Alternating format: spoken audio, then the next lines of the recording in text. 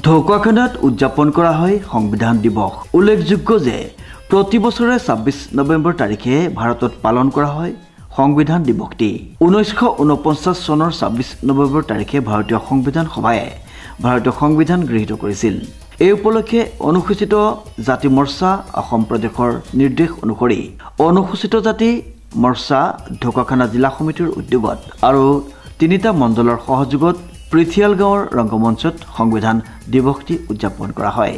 মুকলি সভা অনুষ্ঠিত হোৱাৰ পূৰ্বে আইনজ্ঞ দাৰ্শনিক নেতা সংবিধান প্ৰণেতা ডক্টৰ বি.আৰ. আম্বেদকাৰ আৰু হিয়াৰ আমঠু জুবিন গাৰ্গৰ প্ৰতিচ্ছবিত বন্তি প্ৰজ্বলন কৰি শ্ৰদ্ধাঞ্জলি জ্ঞাপন কৰা হয়। ইয়াৰ পিছতে অনুসূচিত জাতি মৰ্চা ঢকুৱাখানা জিলা সমিতিৰ সভাপতি ভূপেন হাজৰিকাই সঞ্চালনা কৰা সভাখনিত নিৰ্দিষ্ট বক্তা হিচাপে অনুসূচিত জাতি মৰ্চা অসম প্ৰদেশৰ কোষাধ্যক্ষ তথা জিলাৰ প্ৰভাৰী জিতেন দাস, সমল ব্যক্তি হিচাপে বিজেপিৰ ৰাজ্যিক কাৰ্যনিৰ্বাহক সদস্য প্ৰদীপ চমুৱা, বিজেপি জিলাৰ সভাপতি সৌৰভ কোঁৱৰ, শিক্ষক অনন্ত দাসে সংবিধান দিৱস উদযাপন আৰু বি.আৰ. আম্বেদকাৰৰ ওপৰত বক্তব্য প্ৰদান কৰে। সভাত ভাৰতীয় জনতা পাৰ্টি, জাতি মৰ্চা ঢকুৱাখানা জিলা সমিতি আৰু মণ্ডলসমূহৰ নেতৃত্বৰ লগতে ভালেসংখ্যক গাঁৱৰ ৰাইজ উপস্থিত আছিল। আমাৰ সাংবাদিক বন্ধুসকলক ধন্যবাদ জ্ঞাপন কৰিছোঁ আৰু লগতে আমাৰ ভাৰতীয় জনতা পাৰ্টিৰ আজি এই অনুষ্ঠানটোত উপস্থিত থকা আমি সকলো দলীয় কাৰ্যকৰ্তালৈ ধন্যবাদ জ্ঞাপন কৰিছোঁ। বিশেষকৈ আমাৰ 1947 চনৰ পৰা প্ৰস্তুতিমূলকভাৱে যি সংবিধানখন প্ৰণয়ন কৰা হৈছিল, তাৰপিছত 1950 চনৰ 26 জানুৱাৰী তাৰিখে আমাৰ গণৰাজ্য দিৱসৰ দিনটোতেই এই আমাৰ পৃথিৱীৰ দীৰ্ঘতম সংবিধানখন কাৰ্যকৰী কৰা হৈছিল আৰু এই সংবিধানখন কাৰ্যকৰী কৰাৰ আগমুহূৰ্তত আমাৰ বিশিষ্ট ভাৰতবৰ্ষৰ সন্তান বি.আৰ. আম্বেদকাৰৰ নেতৃত্বত এখন কমিটি গঠন হৈছিল। এই 7জনীয়া কমিটিয়ে কালক্ৰমত আমাৰ সংবিধানখন প্ৰণয়ন কৰিছিল। তাৰ বাবে আজি এই অনুষ্ঠানটোত আমাৰ বিশেষকৈ ভাৰত চৰকাৰ আৰু অসম চৰকাৰে অসমৰ লগতে ভাৰতবৰ্ষৰ বিভিন্ন স্থানত আজি এই সংবিধান দিৱস কাৰ্যসূচী পালন কৰিছে।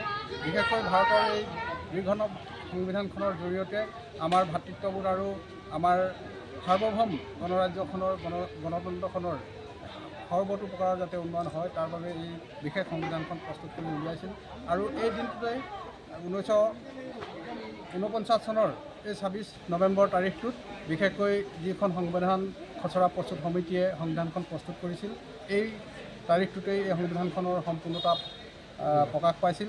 তাৰপিছত 26 জানুৱাৰী 1950 চনৰ পৰা এইখন কাৰ্যকৰী হৈছিল।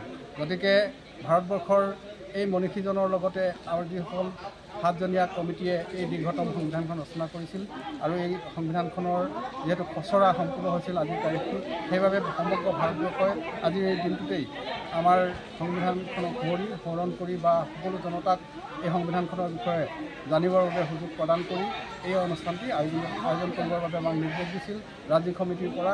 আৰু আমি প্ৰতি বছৰেই আজি যোৱা বৰ্ষত আমি ঢকুৱাখানা অঞ্চলৰ বান্টু গাঁৱত এই অনুষ্ঠানটো আয়োজন কৰিছিলোঁ আৰু এইবাৰ আমাৰ বিশেষকৈ য'ত অনুসূচিত জাতিৰ লোক বাস কৰে তেনেধৰণৰ গাঁওবিলাকত এই অনুষ্ঠানটো পাতিবৰ বাবে আমালৈ নিৰ্দেশনা আহিছিল। সেয়েহে আমি আজি এই পিঠিয়াল গাঁৱৰ ৰাইজৰ সহযোগত আৰু সমগ্ৰ ঢকুৱাখানাবাসীৰ সহযোগত আৰু ঢকুৱাখানা জিলা সমিতি, জিলা মৰ্চাৰ সহযোগত আৰু 3টা মণ্ডলৰ সহযোগত আমি এই কাৰ্যসূচীভাগ ৰূপায়ণ কৰিলোঁ। ইয়াতে আমি যথেষ্ট সংখ্যক আমাৰ বয়োজ্যেষ্ঠ ব্যক্তিক এই অনুষ্ঠানৰ লগত সংগতি ৰাখি আমি সম্বৰ্ধনা জনোৱা হৈছে। তাৰ লগতে আমি এই কাৰ্যসূচীত সংগতি ৰাখি আমাৰ পিঠিয়াল গাঁৱৰ প্ৰাথমিক বিদ্যালয়ত আমাৰ প্ৰায় 100ৰ পৰা 105জনমান ছাত্ৰ ছাত্ৰীক আমি ফল মূল বিতৰণ কাৰ্যসূচীত অংশ লওঁ। তাৰ আগে আমি ঢকুৱাখানা থানাৰ বিষয়া কৰ্মচাৰীসকলক একোখনকৈ গামোচাৰে আমি তেখেতলোকক সম্বৰ্ধনা জ্ঞাপন কৰোঁ। গতিকে এই 3টি কাৰ্যসূচী আমাক দলৰ পৰা নিৰ্দেশ দিছিল, সেয়েহে আমি এই 3টি কাৰ্যসূচী খুব সফলতাৰে আজি সামৰণি মাৰিছোঁ বুলি আমি অনুভৱ কৰিছোঁ। আৰু এই আপাহতে আজি এই অনুষ্ঠানটোত উপস্থিত থকা সকলো কাৰ্যকৰ্তা তথা বিষয়ববীয়াক আমি ধন্যবাদ জ্ঞাপন কৰিছোঁ। লগতে সদাশয় ৰাইজকো আমি ধন্যবাদ দিছোঁ।